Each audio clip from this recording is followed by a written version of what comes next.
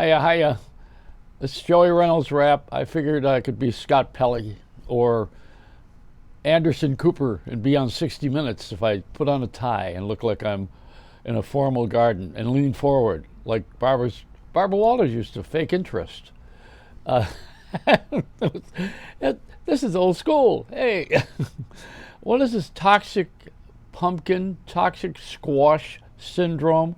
Like we needed something else to worry about now. It's the pumpkin season, and they say that certain squash is toxic. You should never eat demonstration squash, the kind that's petrified and for display. You should not eat the small squash that's in the supermarkets that they put on the shelves. Don't eat those, And also, a bitter squash should not have bitter squash. Now they're giving us all kinds of food warnings. There's so very little that we have to worry about right now. Don't mix the vaccines. If you put the Moderna along with the Pfizer, it's not a good mix. It's like drinking and driving. They don't go together. Should never drink while you're driving. Wait till you go to the bar and have a drink. No, this is a society that's so confused with everything.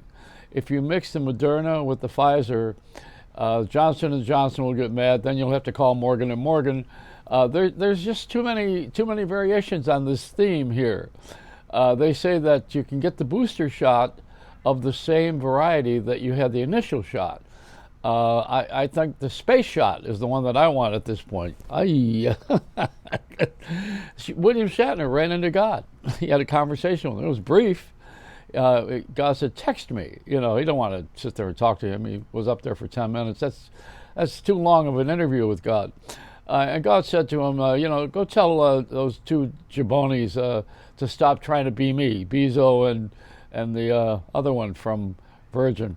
Tell the B&B the air cadets to lay off. They're not gonna reach heaven anyway because of what they're doing. They got to do certain things to reach heaven, and they have to give all of their money to Joey Reynolds. And then they'll go to heaven. That's what God told William Shatner. He also told him that he liked Trump. He thought Trump was very entertaining. He says, every circus has a clown, and I just wonder how many people could crawl into a Volkswagen. Remember that? They used to have that in school. How many people can fit into this little pregnant roller skate? That was a German car that was designed by Hitler. That's not very big in Jewish neighborhoods. But this kind of thinking that we have on our planet of trying to buy everything right now because we're going to run out. Have you gone into a Walmart and any of the big stores, Costco or BJ? They look like they're running out of anything. I mean, I think we're running out of our minds. We're running out of our good thinking. I mean, what an awful time to say, okay, it's not even Thanksgiving, it's not even Halloween, but we want to do Christmas shopping so that we don't run out. Well, if you buy everything now, you are going to run out. That's what happens, So where are they getting this from? I know where they're getting it from. They're getting it from trying to make money. That's where they're getting it from. But everything is geared for that. Every single thing that you could think of. The Amazon empire, where they're delivering all these goods that are ordered online and ordered by truck and ordered by plane, and they're backed up like a cheap toilet. All of these things are way in the harbors of the U.S. ports. They are all stacked up because there's nobody to unload them. I guess they need Jimmy Hoffa back. Of course, he's probably in one of those crates.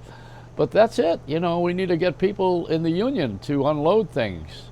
I remember when Jack Wayman, who founded the Consumer Electronics Association, Jack passed away a few years ago. I lived with him, and he was a founder of the Consumer Electronics Association and the Consumer Electronics Show, biggest trade show in the world. And he moved it to Vegas from Chicago after the fire at McCormick, which was in Chicago. He tried it in New York, but there was too much resistance. No place to park. Hotels were very expensive, so they simply just moved the show to Vegas. So he took all of the stuff, all the electronics thing, they moved it to Vegas. They loaded up all the trucks from Chicago and put it over there in Vegas, and nobody could unload the trucks because they hadn't talked to the union. So when you don't talk to the boys, you're not going to get that truck unloaded, and there isn't going to be a show. So they held it up pretty good. But I'll tell you, when they started to unload the trucks for the Consumer Electronics Show, the job got done in about 2 hours. Everything went. Boy, they did fly 2 million acres of show. It popped up all of a sudden when you pay the union. Speaking of paying people, the PTL club, what is it? I used to call that Pay the Lady, the PTL. I guess, is Pat Robertson? No, that's the 700 Club. I don't know. Did he make his goal yet? I guess he's got somewhere along the line, one of these guys is going to have to report back to God, or William Shatner. They're going to go over there and they're going to have to tell God that they go to the home office and tell them they didn't get the order.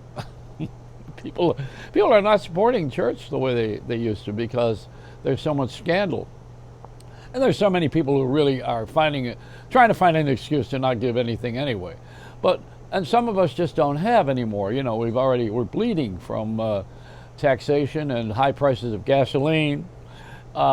Big one to go down. If you want people to unload something, you better lower the cost of fuel.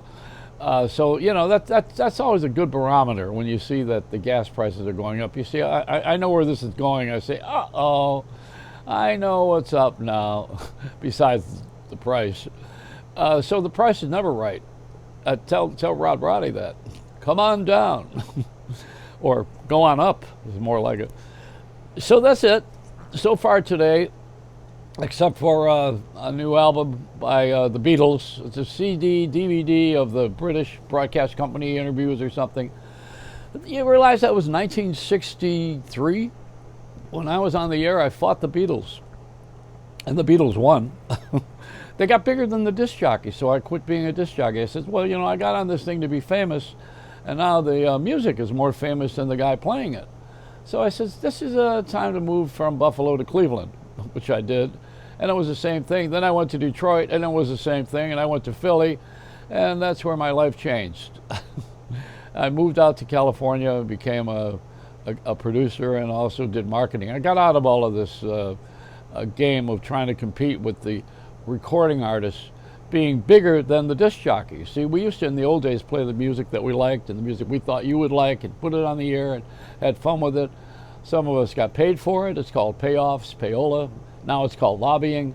But back in those days, you would play something you liked.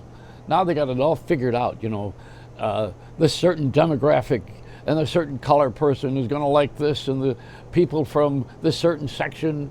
It's psychographics, very psycho. The whole thing is a routine now to play into the minds and the hearts of people in a specialized field, so that you have them cornered and they'll go out and buy something. Commercials. I don't have any commercials on this thing because if I start having commercials, then I got to do what they want, Also, I'll have to take their money. And when you take their money, they own you. That was the reason I never took payola as a disc jockey. I figured, well, if I take the money from the record company, then I got to do what they want. Up until now, I can do whatever I want to do, and nobody's going to stop me. That was the way that I ran my plate when I was eating off the tray. Whatever was being served back in those days was fame. Was a different game. And final thought here, there's a difference between celebrity and star. I've said it before, I want to reiterate. I'm going to repeat myself. A star is someone that's unreachable, so tell William Shatner that. And a celebrity is someone who makes money off of commercials about things that are seemingly unreachable. That's Bezos and the other clown. What's his name again? So there we go. We are in a commercial world. It's all about the money. You knew that. You knew it coming in, going out. And I think that somewhere along the line, somebody ought to pay me for all this great wisdom, or buy this broadcast so no one sees it and the secrets are not revealed. Don't eat your pumpkin. Spit out the seeds. Toilet paper the house. It's a Reynolds wrap.